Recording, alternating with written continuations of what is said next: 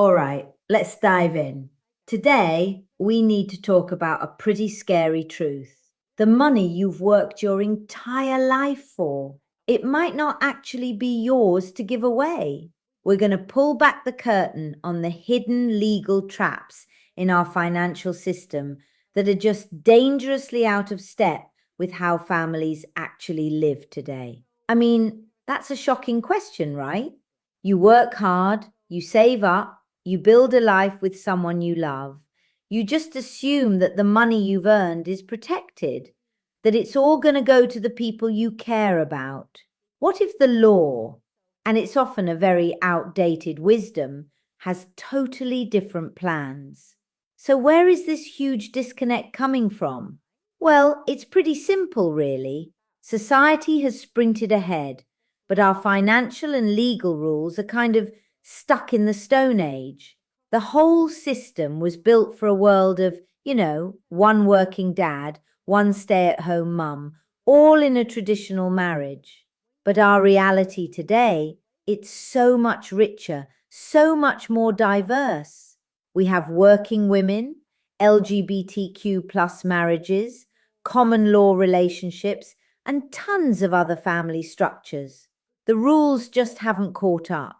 So in this explainer, we're going to break it all down. We'll look at why the rules are so outdated, and then we'll dive into three really critical traps: the gaps in marriage equality, the whole common law surprise, and the system's own built-in biases.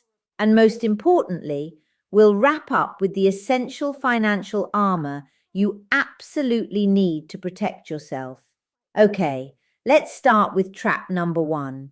This is a painful reality for so many people in the LGBTQ plus community. It turns out, even if you are legally married, you might not be nearly as protected as you think. This is what so many couples think, and why wouldn't you?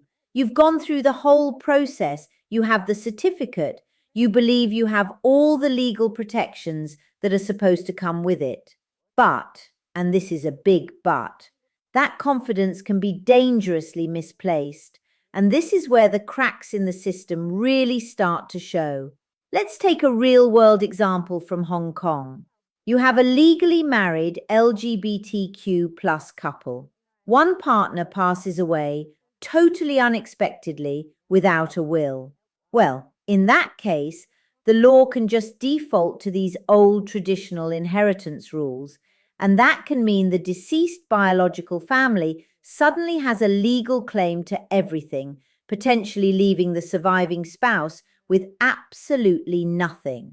This brings us to a super important legal term, intestacy. It's just a fancy word for what happens when you die without a will. So, you might think your stuff automatically goes to your spouse, but that is not guaranteed when you die. Intestate, the state steps in and follows this rigid, often ancient formula to decide who gets your property, and that formula might not recognize your relationship the way you do. Let's move to our second trap, which kind of builds on this whole idea of unspoken legal rules.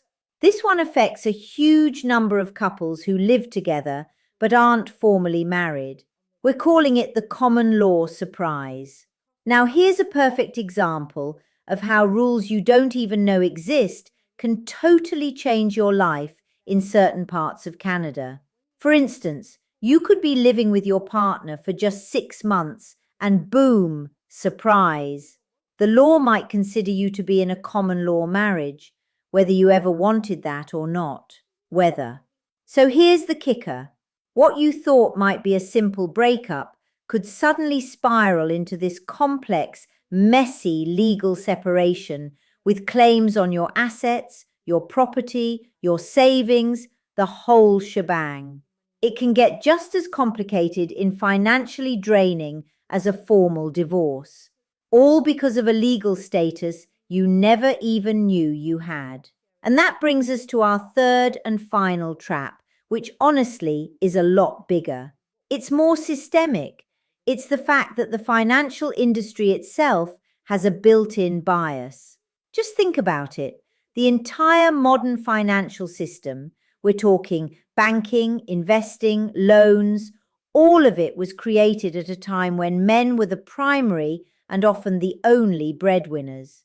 The whole architecture of the system was built around their lives, their career paths, and their financial patterns. This isn't just some dusty old history lesson, it has real effects today. It can mean that when it comes to getting investment advice, women might be offered more conservative, lower growth options. Or when they apply for a loan, an algorithm might be subtly weighted against a career path that includes taking time off for family. The very foundation of financial planning is often built on this male-centric straight-line career model. That just doesn't reflect reality for so many of us. So we've identified the traps, and I know it sounds pretty bleak, but here's the good news. You are not powerless here. Now we're going to talk about your essential financial armor, the concrete, proactive steps you can take right now to protect yourself and the people you love. This right here is your key takeaway. First, write a will. Seriously. This is the single most important thing you can do. It is absolutely non-negotiable, especially for LGBTQ plus couples, because it overrides the state's outdated laws and makes sure your assets go where you want them to go. Second, clarify your legal status. If you're living with a partner, don't leave it up to chance.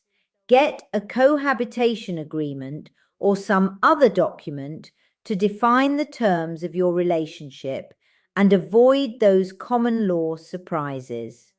And third, get professional legal advice.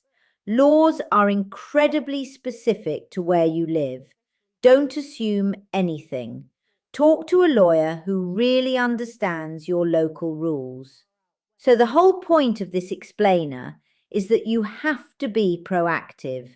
Taking these steps puts you back in the driver's seat of your own financial destiny. But once you've protected what you have, the next big question is, how do you build on that? How do you grow it for the future? Well, that's a story for another time. Thanks for tuning in.